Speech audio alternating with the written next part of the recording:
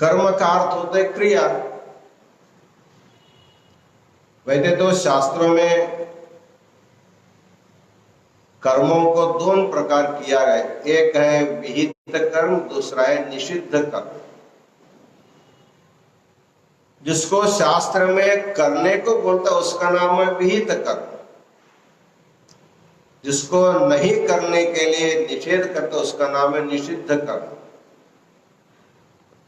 जिसे चोरी नहीं करना, असत्य नहीं बोलना, ये तो निषिद्ध कर्म है।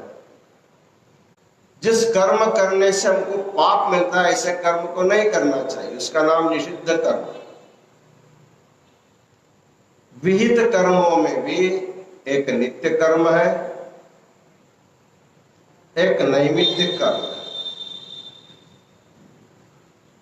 एक प्रायश्चित कर्म होता है। जानते हुए किए हुए पापों को दूर करने के लिए जो कर्म बताए उसका नाम है प्रायश्चित कर्म है। निमित्त आने पर जो करते उसका नाम है नैमित्तिक कर्म। जैसे आज श्रावण सोमवार है, महाशिवरात्रि है, महाशिवरात्रि है, उपवास करना, जागरण करना, ये तो निमित्त है। पर्व आया निमित्त करके हम लोग करते हैं। बाद में गणेश चौथी आएगी, गणपति को हम लाते हैं, पूजा करते हैं, फिर विसर्जन करते हैं, फिर नवरात्र रहते देवी को बिठाते हैं। इस प्रकार निमित्त आने पर करने वाले कर्मों को नैमित्तिक कर्म कहा जाता है। वो रोज नहीं किया जाता। लेकिन ये जो नित्य कर्म है, नित्यम यावदायु,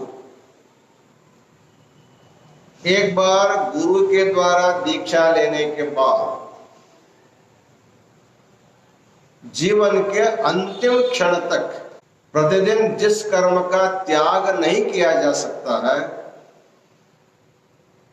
कहीं भी रहो, चाहे अपने गांव में रहो, चाहे कल तुम दूसरे गांव में जाओ, परसों और तीसरे गांव में जाओ, जहां जाने पर भी प्रातः काल में जैसे अन्य लोग संध्या वंदन करते हैं, उसी प्रकार सनातन वीरशैव धर्म में कर्म यज्ञ के रूप में इष्टलिंग पूजा बताई गई है। इष्टलिंग पूजा ये सभी पूजा विधि में सबसे श्रेष्ठ विधि मानी जाती है। सभी प्रकार के अनिष्टों को दूर करने का